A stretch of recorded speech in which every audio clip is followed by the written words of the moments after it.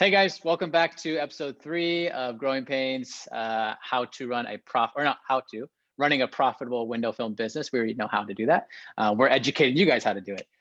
So today's topic we're going to talk with Matt about is debt bad for your window film business? So Matt, go ahead and let's talk about it.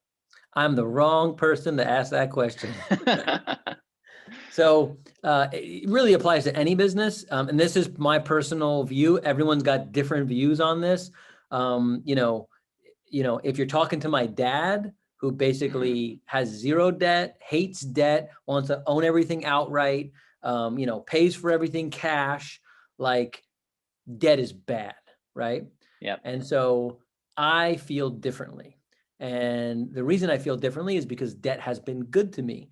I've been able to acquire 10 companies with debt, with low interest money, to feed my company, to grow it at a faster pace than that debt.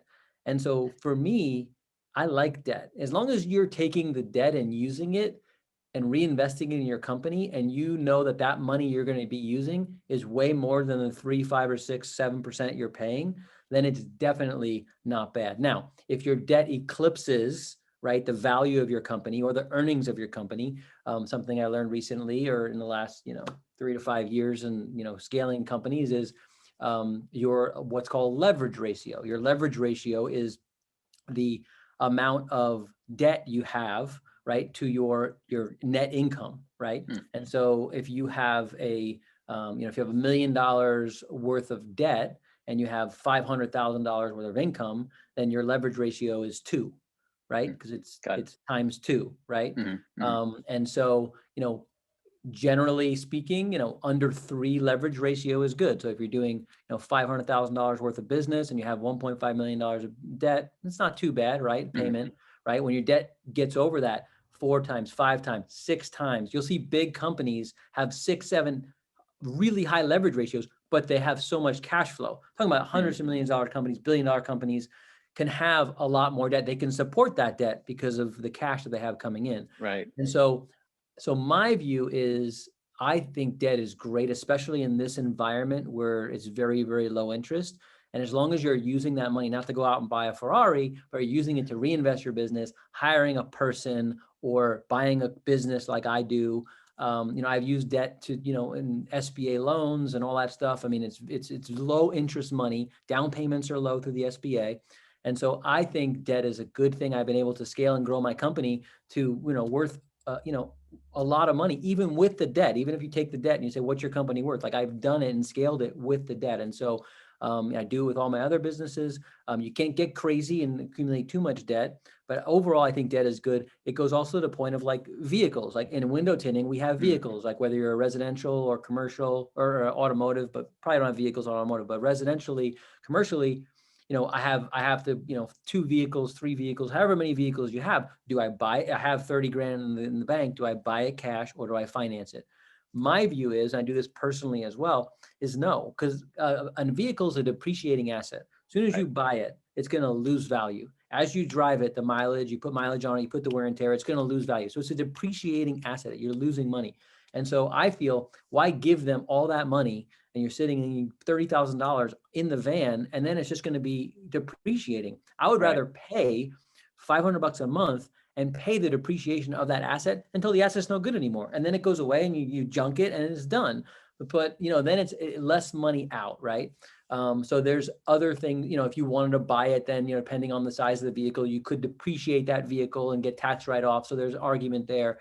But for me, I like, I like, buying assets that appreciate and, financing things that will depreciate, right? Real estate is something that's good to buy, right? And then, talk to any real estate investor. Is debt good or bad? Like, yeah, debt is good, right? Debt's going to allow you to buy a piece of real estate and then flip it and then get more real estate, right? So, I'm a proponent of debt. I think if you do it smart and you do it the right way, it could be a great tool. I mean, it's basically, a lot of how I built my business is through, through debt financing. So, if you learn about it and you're able to know where to get loans, how to facilitate loans, I mean, it opens up the door for a small business. Even if you're, if you're one location and, you got, 3 to 5 employees, but you're like, hey, how do I grow my business? Like, okay, well, maybe you need to reinvest in your business. If you don't have the cash flow, take out a loan. As long as you use it in a smart way, like I'm all for debt. So I don't know. That's my take on debt. So any I love it. thinking, Johnny? I love it. I mean, we're at the size where debt is coming from acquisitions because we're fortunate to do that. But at a business, a third the size, a quarter the size, taking debt from buying a van or reinvesting into an employee, that's going to pay back dividends, right? So it's, like you said, it's just really understanding where that debt's going to go.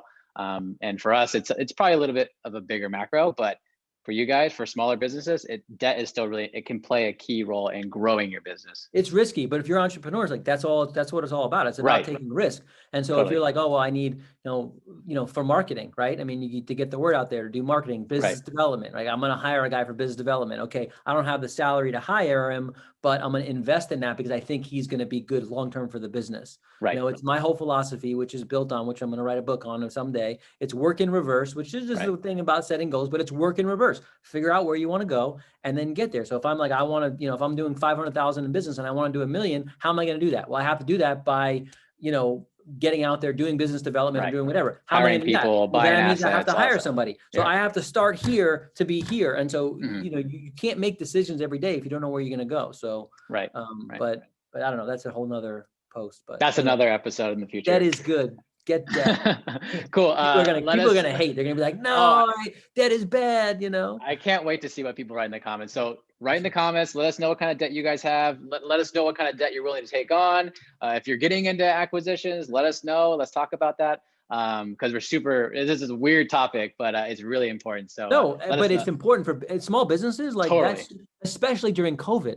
Right. I mean, that's a whole nother thing, like, because, the EIDL debt, or PPP loans, which is grants. And that's a whole nother conversation of whether that's good debt or bad debt, because there's stuff around that. So, Totally. but at the end of the day, like if it's low interest debt to scale your business and you're using the right way, I think it's a really good tool to scale and grow companies. And look at any big company, they have debt. So, Right. Totally. Well, That's so my Matt's take. for it. Let us know what you guys are for, and let's have a conversation around it. Cool. Thanks, Johnny. Awesome. Thanks a lot, guys. I'm out.